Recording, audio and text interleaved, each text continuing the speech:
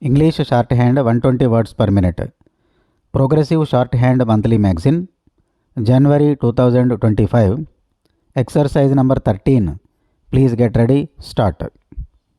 Sir, the very basis of the bill has also been questioned.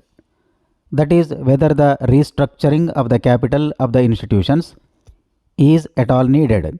It is our view that a developmental agency should be organizationally independent and its board professionalized. Having fully fed the Industrial Development Bank of India since its infancy for a decade, the Reserve Bank has placed it in a position of importance. The government have therefore taken the view that the time has arrived to elevate the status of the development bank to that of the principal financial institution, just as the Reserve Bank is the central bank of the country. The Life Insurance Corporation of India is the principal investment institution. The development bank should achieve the status of the principal financial institution, all the three being directly owned by the government. The bill seeks to achieve this purpose. Further, the board of the principal financial institution should reflect the various impulses of different states of India, particularly those which are industrially backward. As I have already explained, you will see from clause 6 of the bill that in a board of 25 members, excepting 2 who are government officials and 2 employees of the financial institutions, the rest are professionals in the sense that they represent all India and state level financial institutions, banks, and various fields like science and technology, industry, economics, industrial cooperative marketing, etc. The Reserve Bank, as the central bank of the country, will be represented at the level of a deputy governor on the board and on the executive committee of the development bank. The Reserve Bank is therefore in a position to continue to make its positive contribution to the operations of the development bank and through it of all the other financial institutions.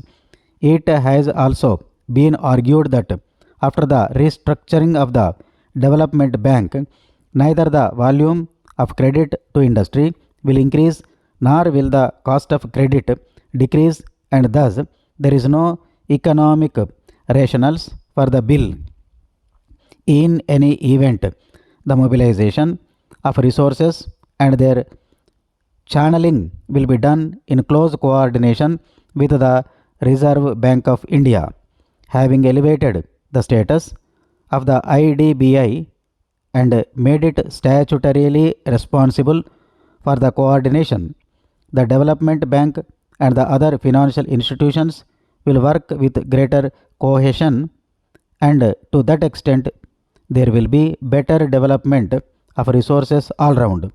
A point has also been raised that with the transfer of the shareholding of the Industrial Development Bank of India from the Reserve Bank to the government, large industrial group would have easier access to institutional finance than before. In the second note of dissent by my honorable friends, a similar point has been made that the credit policies to be followed by the institutions have not been defined. The policy of financing industry, including small scale industry, cooperatives, etc., and the large industrial groups, is determined by the government. For implementing the policy of government, it is perhaps not very material whether the Industrial Development Bank of India is directly owned by government or owned through the Reserve Bank. Parliament has therefore the opportunity to oversee the policy being followed by the Development Bank and the other institutions in financing industry in general and the larger industrial groups in particular.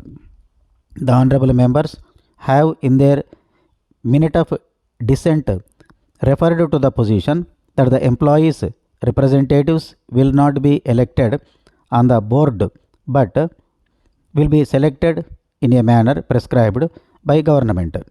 They have referred to the practice prevailing in regard to the appointment of directors on the boards of the nationalized banks.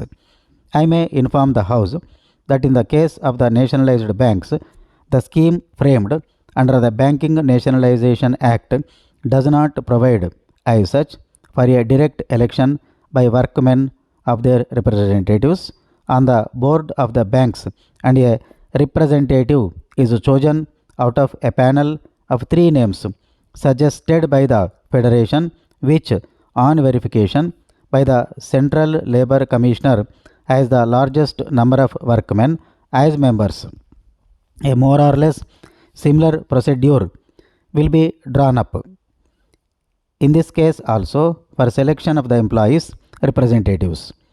I now take this opportunity of paying a tribute to the services rendered by the Reserve Bank of India in feeding the Industrial Development Bank of India from its infancy and having brought it up to its present status so that it could take up the leadership of the other financial institutions independently.